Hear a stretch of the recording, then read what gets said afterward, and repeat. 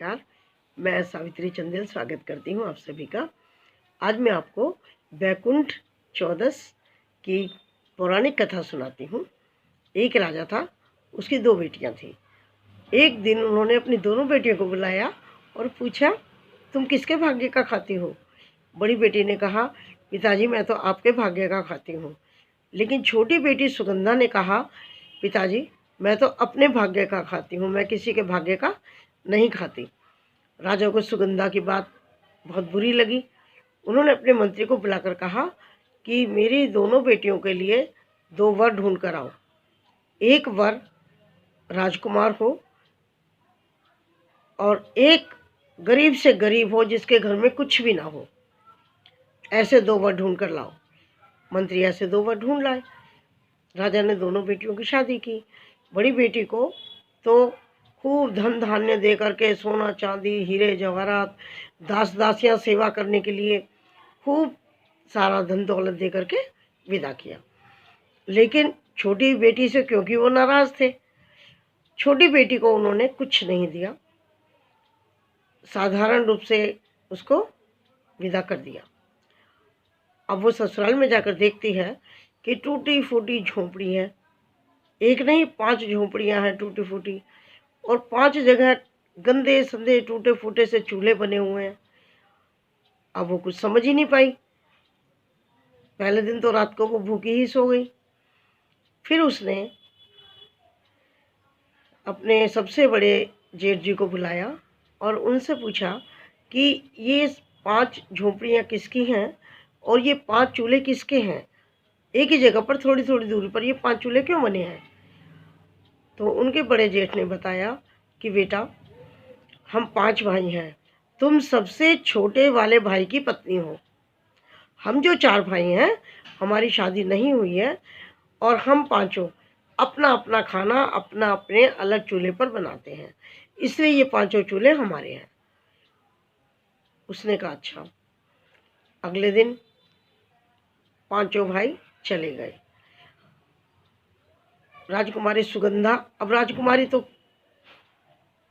प्रहात ही, तो राजकुमारी सुगंधा ने 4 चूल्हे तोड़ दिए और एक चूल्हे को लीप पोत करके बहुत सुंदर बना लिया और एक झोंपड़ी को बहुत अच्छे से, अपनी झोंपड़ी को बहुत अच्छे से साफ सुथरा करके, पड़ोस से कहीं से पौधे मांग के वो भी लगा दिए।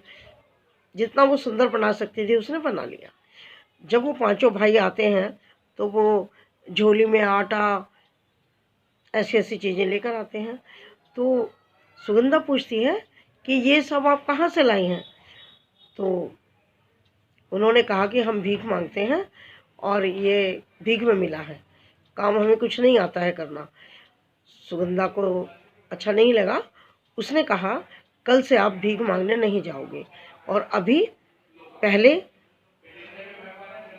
तालाब में नहा कर आओ। कपड़े मैंने धोकर सुखा दिए हैं, उनको बदलो और भोजन करो। उसके बाद जैसा मैं कहूँगी वैसा करोगे। जो बड़े जेठ थे उनके बहुत समझदार थे।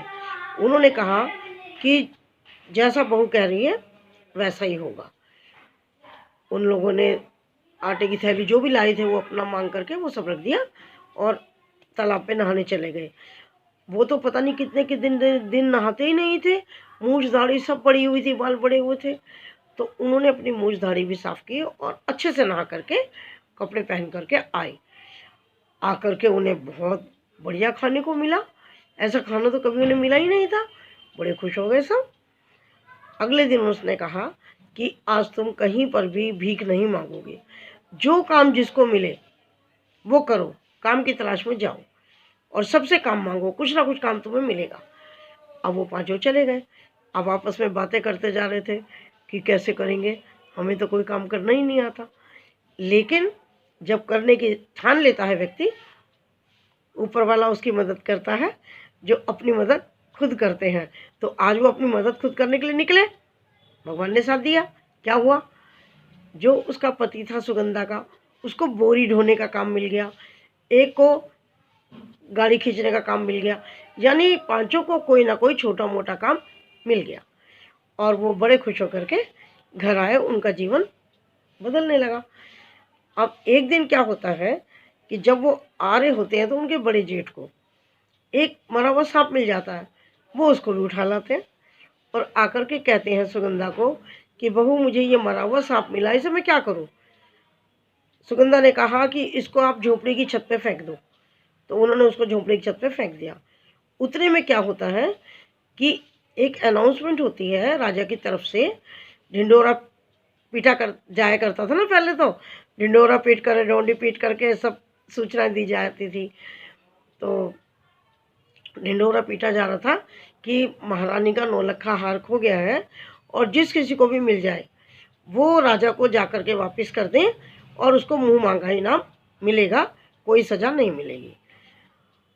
अब होता क्या है कि मरा हुआ सांप तो उनकी झोंपड़ी पर पड़ा ही था, वहीं से एक चील जा रही होती है, उसके मुंह में नौलखा हार था रानी का। अब मरा हुआ सांप देख करके उसने वो तो छोड़ दिया, हार तो छोड़ दिया, और मरा हुआ सांप चोंच में दबा के चली गई। अब वो जो सुगंधा थी वो बैठी हुई थी आंगन में और वो सब कुछ देख रही थी। उसने वो हार उतरवाया और अपने जेठ जी को कहा कि जा कर के ये राजा को देकर आओ, और जब वो कुछ मांगने को कहें तो जो मैं कहूँगी वही मांगना। जेठ जी समझ चुके थे कि हमारी जो बहू है वो बहुत अधिक समझदार है और ये कुछ अच्छा ही मांगने को बोलेगी। तो राजा के पास वो जाते हैं और राजा को नौलखा हार दे देते हैं। राजा उस हार को लेकर के बहुत खुश होते हैं कि हार हमें मिल गया। उन्होंने सारी कहानी भी बता दी कि इस तरह से हमारे घर की छत पर, झोपड़ी की छत पर ये मिला है। राजा ने कहा, बताओ अब मैं इसके बदले में आपको क्या दूं? 1000 अशर्फियाँ दूं, किसी गांव का राजपाट दे दूं, क्या दे दूं? जो तुम चाहते हो तुम्हें वही मिलेगा। उसने कहा कि नहीं महाराज, मुझे कुछ नहीं चाहिए, मुझे सिर्फ एक वचन चाहिए। राजा ने कहा, बोलो। कि अब जब दिवाली आएगी, कार्तिक मास की अमावस्या आएगी, उस दिन पूरे राज्य में और आपके महल में अंधेरा रहना चाहिए। राजा ने कहा, ठीक है। तो जब दिवाली आती है तो सब जगह अंधेरा होता है, केवल सुगंधा की झोपड़ी में रोशनी होती है। अच्छा सा सुंदर वो अपने झोपड़ी को सजाती है। तो रात में लक्ष्मी तो विचरण करती हैं, आपको पता है। तो उसका द्वार खटखटाया। सुगंधा ने कहा, कौन है? तो लक्ष्मी देवी ने कहा कि मैं इस घर की बेटी हूँ। सुगंधा ने अंदर से कहा कि वापस जाओ, हमारे घर में कुछ नहीं है तुम्हारे खाने के लिए, तुम्हें देने के लिए। दोबारा उन्होंने झोपड़ी को खटखटाया, आवाज़ दी। सुगंधा ने कहा कि अब कौन है? उसने कहा कि मैं इस घर की बहू हूँ, अब तो दरवाज़ा खोलो, इस घर की लक्ष्मी हूँ। दरवाज़ा खोला, लक्ष्मी अंदर आ गई, क्योंकि पूरे रास्ते भर अंधेरा था, लहूलुहान थी। सुगंधा ने उनकी सेवा की और उसको चौकी पे बिठाया, पूजा की, और लक्ष्मी माता बहुत प्रसन्न हो गई। धन धान्य से घर भर गया और जो झोपड़ी थी वो महल बन गई, सब कुछ। अब उनके काम भी खूब बढ़ने लग गए। अब काम बढ़ने लग गए तो उन्होंने धीरे धीरे, पांचों भाइयों ने काम अपना बढ़ा लिया और अंत में उनका काम जो था वो केसर कस्तूरी का हो गया। तो काम खूब बढ़ गया, कारोबार खूब धन धान्य से भर गए वो सभी के घर। तो उधर क्या होता है कि सुगंधा के जो पिता राजा थे उनका सब कुछ नष्ट हो जाता है, और जो उनकी बड़ी बेटी होती है उसकी शादी राजकुमार से हुई थी, वो सब उसको वापस घर छोड़ जाते हैं। वो अपने पिता के घर आ जाती है और घर के नौकर चाकर सब खत्म हो जाते हैं। और सुगंधा के तो अब ठाठ हो गए थे, लक्ष्मी माता का पूरा आशीर्वाद हो गया था, तो अब तो इनके यहाँ नौकर चाकर सब था।